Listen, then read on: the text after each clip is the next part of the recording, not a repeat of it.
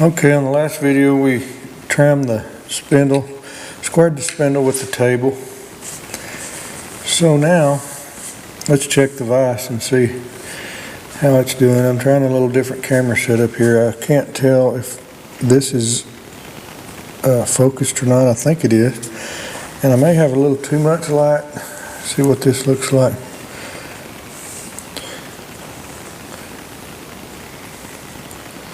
We'll take this. Anyway, let's just run the we'll run the power feed to the other end and see how close that is. I have this last word indicator zeroed to the best I can tell. Looks real close to zero. This is just a 1/1000th indicator. I think I have a new 0.5 test indicator coming today, but this is what we have. This is good enough for this. So let's run it down to the other end of that vise jaw and see where we're at. So here we go. Let's run it a little bit faster here.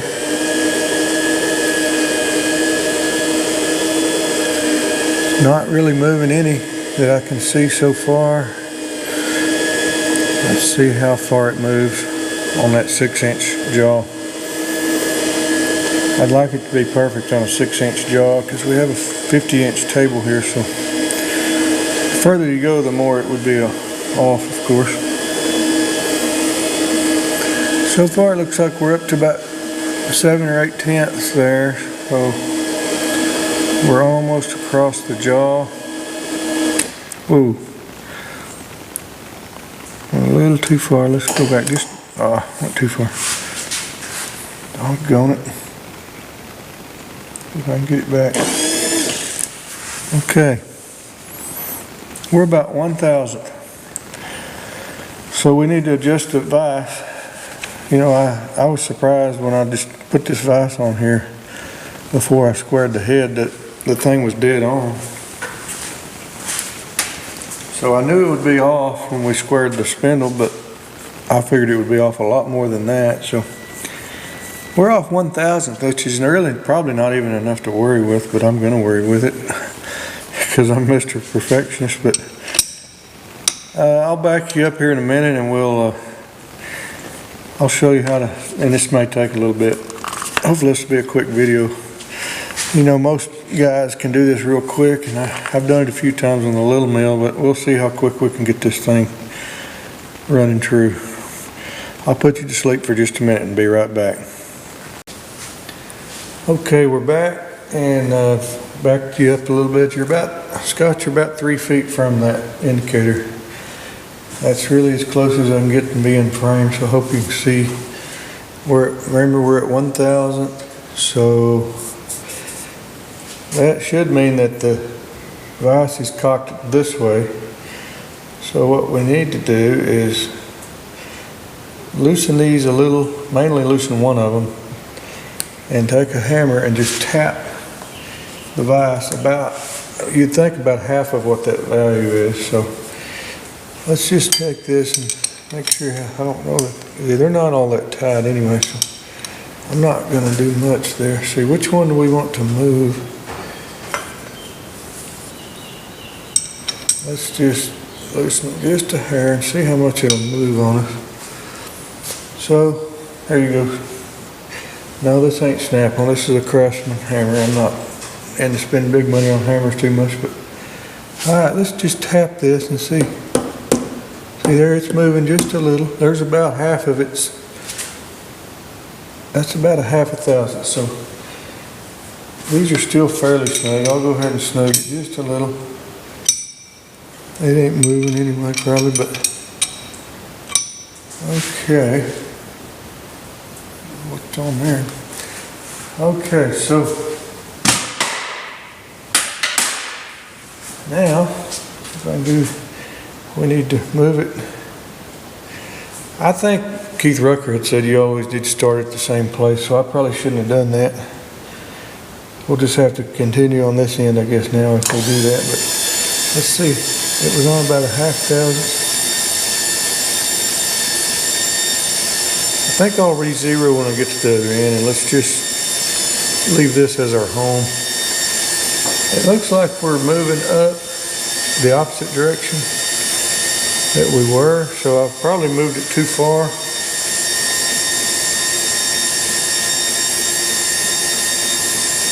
I need to come around where I can get this.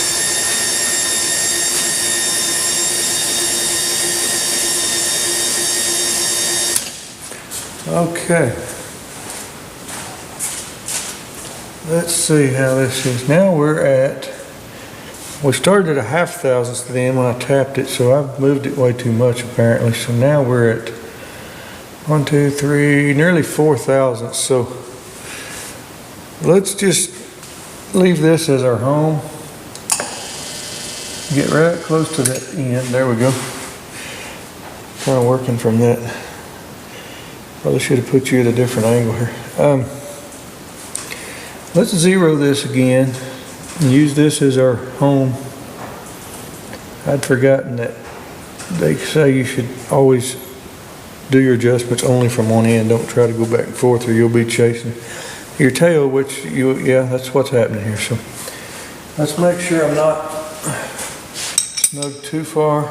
Yeah, I'm not real tight here, so I think we're fine there. So let's go ahead and sweep it. We're on 0. Let's see where we end up. See if we're going up or down the scale. And we'll adjust it. So here we go.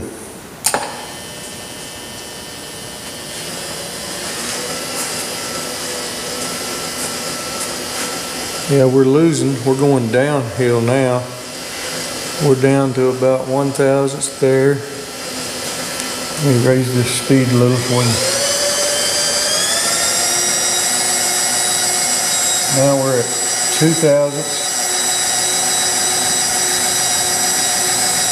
3. Crap, almost lost it. All right, 3/1000ths.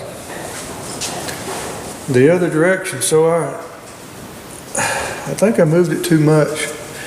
So let's tap this towards 0. Should be this way. So let's go about 1/1000th this way and see what. Okay, that moved it 1/1000th. Now let's go back to home and not be thinking about nothing. I really shouldn't even adjust it there probably, but let's get down here. Let's not even worry about this right now.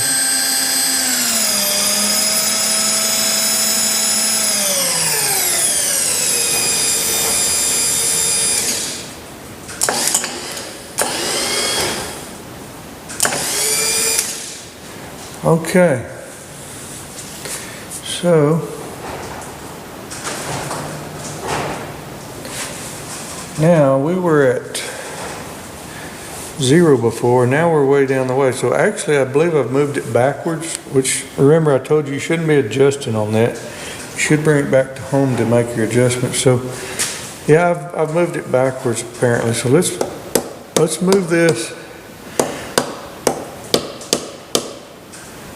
towards 0. Let's leave it on about 2/1000ths. Forgot what we were on right then. And let's check it again. Here we go. It was on 2/1000ths, so let's see where we end up. Okay, we're coming back the other way, so there's 3/1000ths. Get this a little closer to the end, get all the travel we can out of it. All right, we started at 2 and we're at 3, so we're back to 1/1000th off. So let's move it back. It's tempting to want to adjust it right there, but let's get it down here. Oh, let's 0 it again when we get down here. Okay, let's get all of our travel back. Now, we decided we were 1/1000ths now, so we're back where we started really. You know, after you've done this more often, I probably hadn't done this in a year on the little one. Never done this one, of course. This is a new mill. Okay, we are, I mean, dead 0 or close to. Looks like we're about 1/10 over 0 at the most. I don't want to touch it, I'll mess it up more. So, okay. What did I say? We were 1,000th. I think we were low. Since we're zeroed, let's just start over that way we can see. So here we go. Okay, yeah, we're going down. Okay. Crap, I went off of it again. All right, we're about 1,000th downhill. So let's go back. We were 1,000ths below zero there.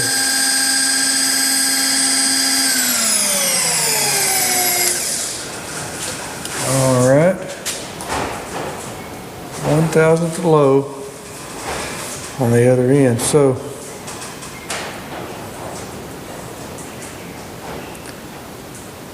I guess we need to move this thing this way just a hair. Nope, I think that's the wrong way because we were 1,000th low. That may be right. Let's just try that. That's moved it about a half thou. So let's go back and see where we end up. Let me go ahead and zero this so I don't forget where we're at. You know, some guys don't like worrying about zeros, but I'm sitting here talking, making video, I'll forget what I'm doing here. So, okay, now let's go back and check. We're zeroed out.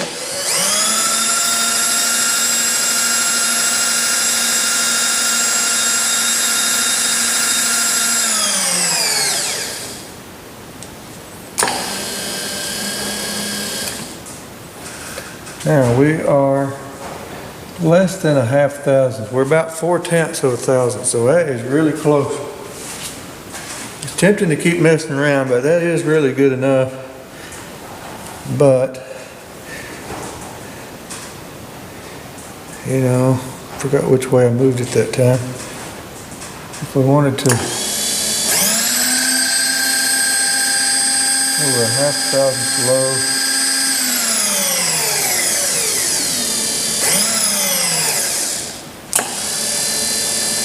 I think I'm going to leave it alone. I could tap it just a hair, but I forgot which way I tapped it. I moved it maybe a tenth or two. Let's see. I hate to even do this. I'm going to be chasing my tail.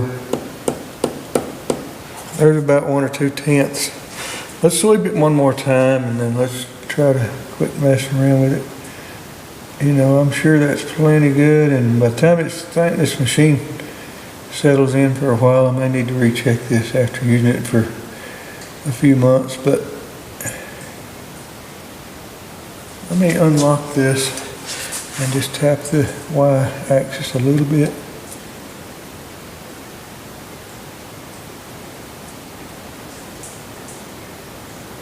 Okay, I'm dead on zero right there. So let's sweep it again, see where we ended up, and then we'll snug her down. Let me grab my glasses because I can't see that really great.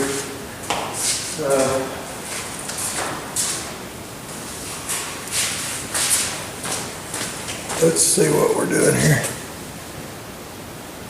Yeah, that looks like about a tenth below zero or awfully close. Okay, here we go.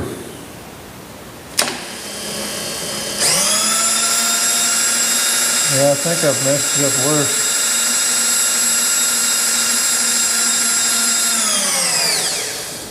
Let's see. Now we're about 8 or 9 tenths, so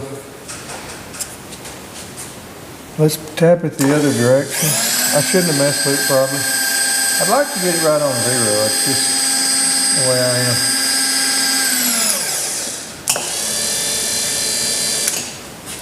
So let's just barely tap it. That barely moved it, and it may be too much. So let's get that back on zero so I don't forget. Whoa. Okay, there's dead zero. This is probably boring to y'all, but this is just me learning this machine.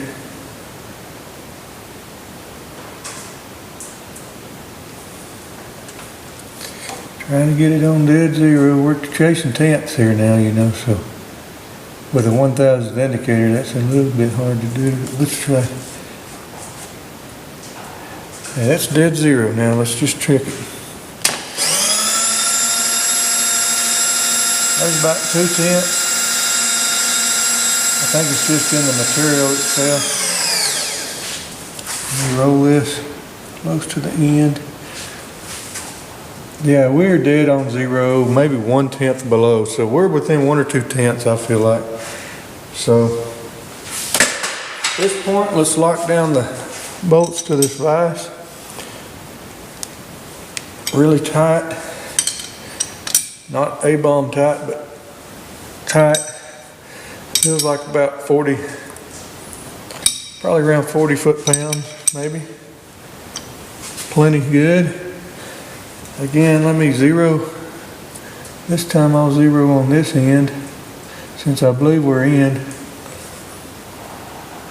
Tighten up the Y. So we're about 1/10 over zero there, so here we go.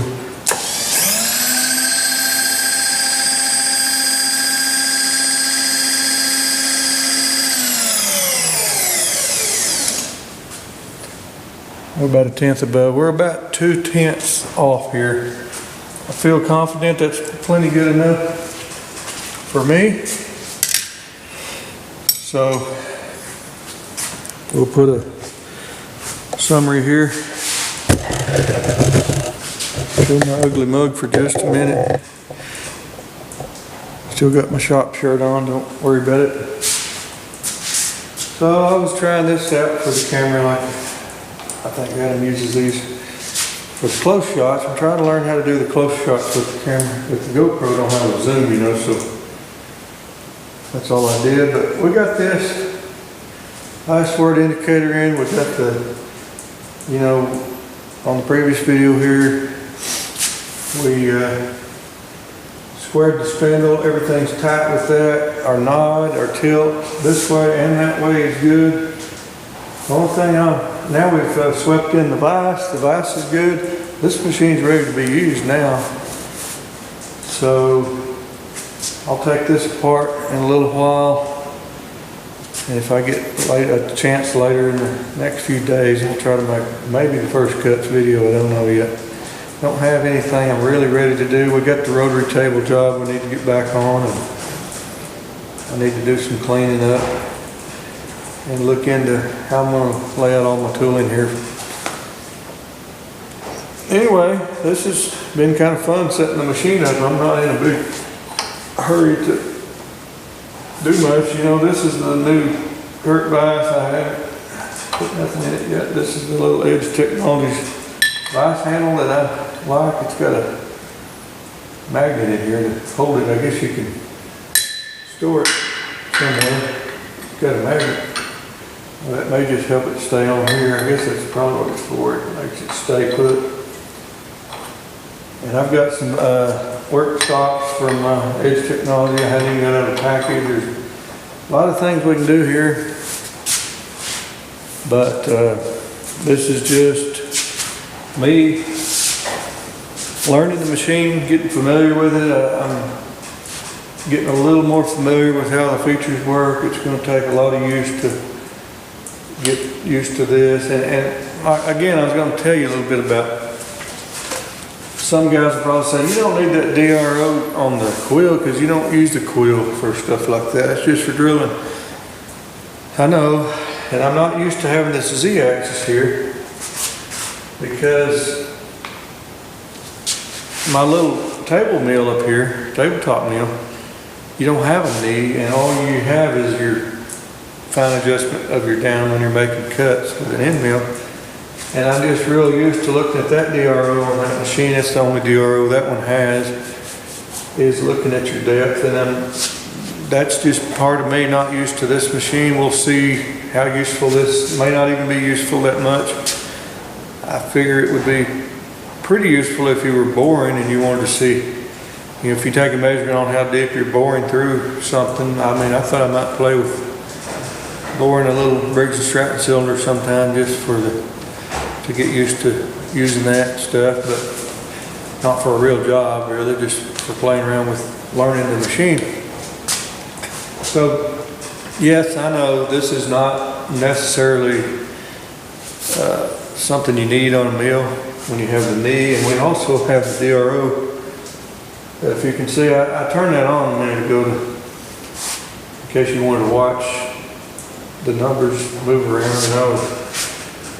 And I didn't even watch them while I was doing it. I should have been looking at this X, and I couldn't have known when I was at the end. But so you can set your 0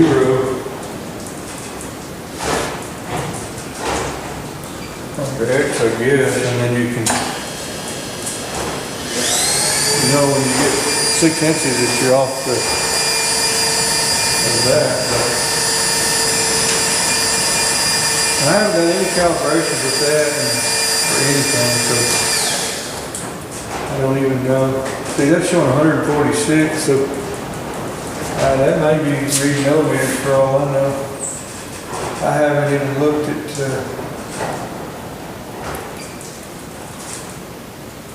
see, I don't know what INC means and ABS, and here's millimeter and inches. So, I don't know, one guy told me you need to calibrate the one he got. Let's just 0 to X and see where we end up.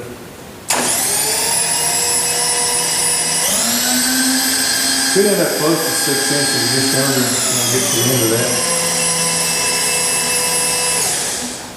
Yeah, we're at 5.806, so I guess that's what that means, but I don't know what this INC and all this stuff is yet. I'm going to have to read up on that. Probably going to take some time to understand all the features of that. I don't need all the features, but some of the most common ones I may use. Yeah, just store the wrench that came with it. It's not snap-on. But this is a pretty cool wrench. It's pretty handy on this machine. This is straight from China. It's got all these Chinese symbols. It came with the machine. It's actually not bad quality. A wrench lightweight work like this. But anyway, that's just a quick video today of continuing on getting that mill squared up and set up and ready to use. And it is. It's ready now.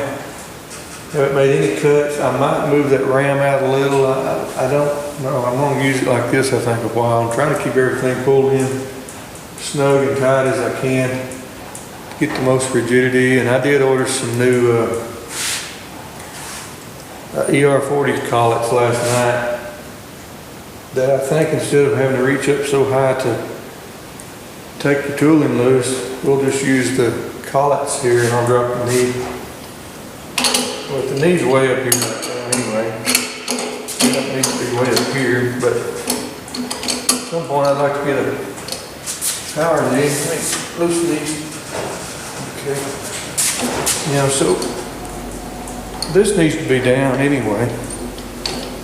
I don't know how far, but if you put collets in here, it's going to drop the end mill down probably 2 or 3 inches. I don't know. So we got plenty of travel here for now, but I still have plenty of R8 collets to use. I just thought, you can change out tooling here by just loosening the nut instead of climbing up and knocking. It's not that big a deal, but it's a little bit faster, I'm sure. When you don't feel like getting up there and changing the tool, you can just do that. So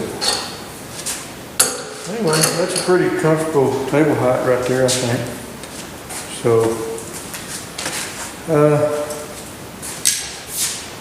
anyway, thank you for watching this again, and follow along with me on this. The few of you that are watching this is hopefully helpful to somebody else like me that's just an amateur just getting into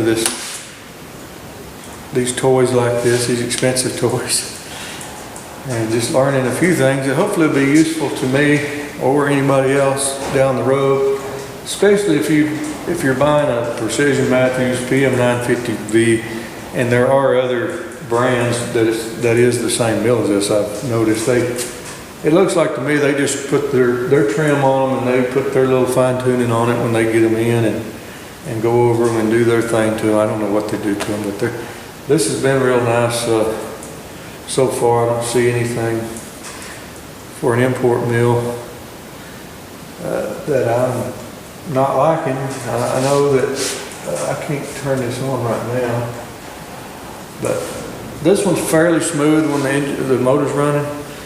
And I saw a video where a guy was showing this one that is a Chinese Taiwan combination build versus a direct copy of a Bridgeport, using pretty much all Bridgeport parts, I guess, to build them, or as close as possible, and they're all built in Taiwan, 100%.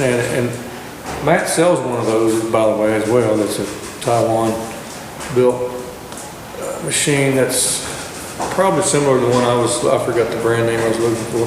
And I think it was ARC something, AR, I don't remember the name.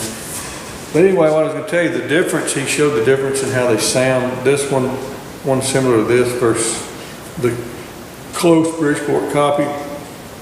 And you know how that smooth sound is of a Bridgeport, it's just really quiet and smooth. This one's not quite that smooth, but it is pretty smooth.